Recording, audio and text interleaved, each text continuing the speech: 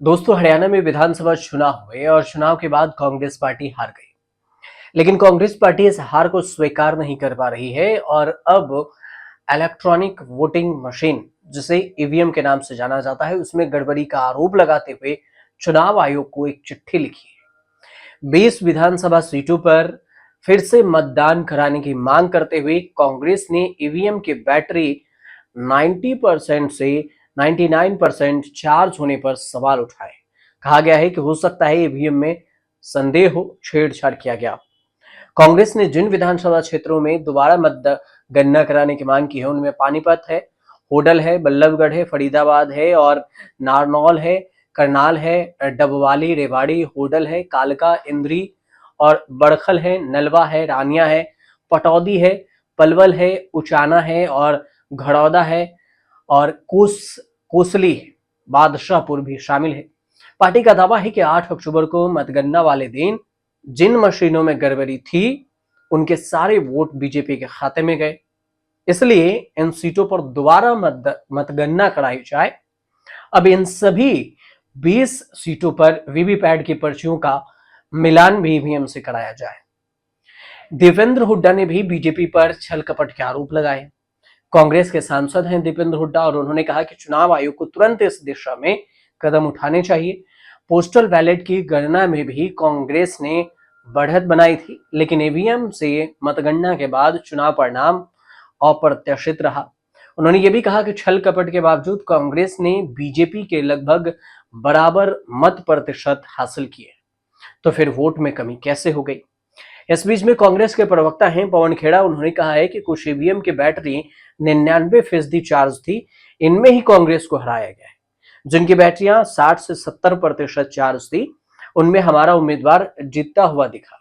कांग्रेस के प्रदेशाध्यक्ष हैं चौधरी उदयभान, उन्होंने कहा कि चुनाव में इस्तेमाल की गई ईवीएम हैक की गई है। अब दूसरी तरफ बीजेपी के प्रदेश अध्यक्ष हैं मोहनलाल बड़ौली।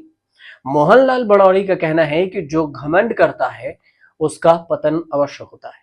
विधानसभा चुनाव में कांग्रेस ने जिस तरह से घमंड दिखाया, उसका जवाब हरियाणा की जनता ने दिया।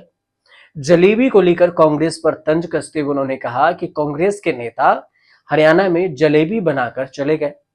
हालांकि जलेबी वाला बयान राहुल गांधी ने दिया था। अब कांग्रेसी जलेबी के फैक्ट्री के लिए जगह ढूंढते हुए घूम रहे हैं, ये बीजेपी का आरोप है। राहुल गांधी को यह भी नहीं पता कि जलेबी कैसे बनती है। बीजेपी ने यह भी कहा, उन्होंने ये भी कहा कि जलेबी का डिब्बा देखा, उन्होंने समझा कि जलेबी फैक्ट्री में बनती है। उन्हें समझना चाहिए कि हरियाणा की महिलाएं जलेबी अपने घरों में बना लेती हैं, उसके लिए फैक्ट्री की जरूरत नहीं होती। साधारण सा हलवाई भी जलेबी बना लेता है, क्योंकि हमारे यहाँ जलेबी खाने का रिवाज है। जलेबी का रस हरियाणा की जनता को रास आता है, लेकिन कांग्रेस नेताओं को रास नहीं आता। ये बीजेपी का आरोप है। लेकिन जिन सीटों को लेकर चुनाव की मांग की गई है, उनके कांग्रेस की तरफ से ये वही सीटें हैं जहां पर किसी पर 32 वोट से कांग्रेस के उम्मीदवार हार गए, कहीं पर 600 वोटों से कांग्रेस के उम्मीदवार हार गए। कुल मिलाकर देखें तो 22 से 23,000 वोटों के अंतर से कांग्रेस के साथ सारा खेल हुआ और बीजेपी 48 सीटें जीत गई, कांग्रेस 37 सीटें ही जीत पाई। 3 निर्दलीय के खाते में गए। जो 3 निर्दलीय थे वो बाद में बीजेपी ज्वाइन कर लिए, मतलब बीजेपी में शामिल हो गए। तो कुल मिलाकर बीजेपी 91 सीटों पर और 51 सीटों पर, और फिर जो कांग्रेस है वो 37 सीटों पर है। लेकिन कांग्रेस का आरोप है कि 37 सीटें आई, लेकिन कुछ ऐसी सीटें हैं, जैसे कैसे 20 सीटें ऐसी हैं जहां पर बैटरी फुल चार्ज कैसे रहे। इस वजह से सवाल है, चुनाव आयोग को चिट्ठी लिखी गई है। अब देखना दिलचस्प ये होगा कि चुनाव आयोग की तरफ से क्या कुछ कहा जाता है। क्या इन सीटों पर दोबारा से मतगणना होती है? अगर होती है तो फिर परिणाम क्या कुछ निकल कर आते हैं, ये भी कहानी थोड़ा दिलचस्प होगा। फिलहाल आपको ये जानकारी सही लगी हो तो चैनल को सब्सक्राइब कर लीजिएगा और कमेंट कर हमें जरूर बताइएगा, साथ में शेयर भी जरूर कर दीजिएगा।